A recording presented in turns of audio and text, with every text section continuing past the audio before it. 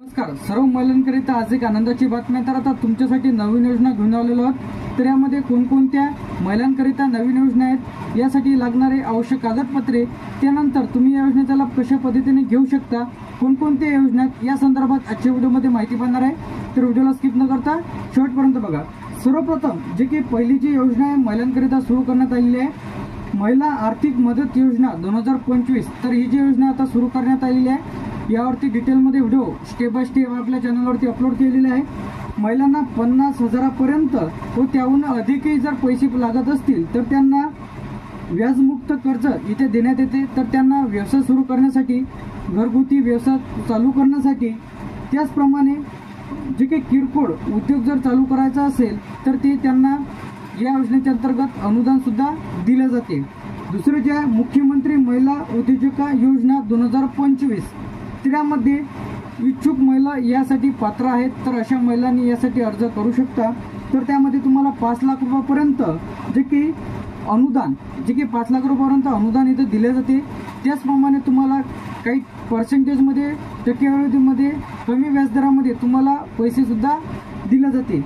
तर तुम्ही जे अर्ज जे आहे ग्रामपंचायत, नगर परिषदेमधून तो जो अर्ज आहे ते तुम्ही इथून भरू शकता। मुख्यमंत्री महिला उद्योजकता योजना, त्यानंतर इथं आहे 3 नंबरचं जे आहे घरकुल गृहनिर्माण योजना, महिलाच्या नावावर घर। तर ही जी योजना आहे 2025 पासून सुरू करण्यात आलेली आहे। तर महिलांना प्राधान्य इथं आहे, तर त्यामध्ये गरीब महिला असेल, घटस्फोटित महिला असेल, त्यानंतर विधवा महिला असेल, तर अशा महिलांना सर्वप्रथम प्राधान्य देण्यात येते व त्यांच्या नावानं घरसुद्धा, त्यांना घरकुलच्या योजनेचा सुद्धा लाभ दिला जातो, त्यांच्या नावानं घरसुद्धा करून दिल्या जाते। त्यानंतर महिला सुरक्षा व संरक्षीकरण योजना, तर यामध्ये विमासारखा आहे, तर तुम्हाला महिलांना विमा या योजनेच्या अंतर्गत दिले जाते तुमच्या जीवनाच्या सुरक्षिततेसाठी। त्याचप्रमाणे तुमचं स्वयं तुम्ही उभं राहाल यासाठी ही योजनेचा लाभ तुम्हाला दिला जातो। शासकीय महिला बचत गट अनुदान योजना, तर यामध्ये बचत गटांना 50% भांडवलासाठी अनुदान। तर आता जर तुम्हाला बचत गटात 4-5 जर बाया असेल तर त्यासाठी तुम्हाला अनुदान इथं दिले जाते, व्यवसाय वगैरे चालू करण्यासाठी व तुमच्या दैनंदिन जीवनामध्ये तुम्ही त्या पैशाचा वापर करून जे की तुम्ही वेगवेगळ्या पद्धतीने व्यवसाय सुरू करू शकता। त्याचप्रमाणे महिला कर्जमाफी योजना, तर या योजनेच्या अंतर्गत महिलांना कर्ज देण्यात येते।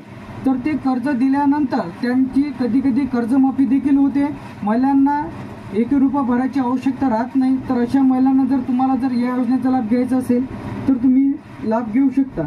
तर यामध्ये जे की शेतकरी महिलांच्या नावावर कर्ज मिळते, त्यानंतर ते कर्ज माफ देखील होते। त्यानंतर कन्या सन्मान निधी योजना, तर मुलीच्या शिक्षणासाठी आर्थिक मदत केली जाते, 12वीपर्यंत त्या मुलीला शिक्षणसुद्धा देखील दिले जाते।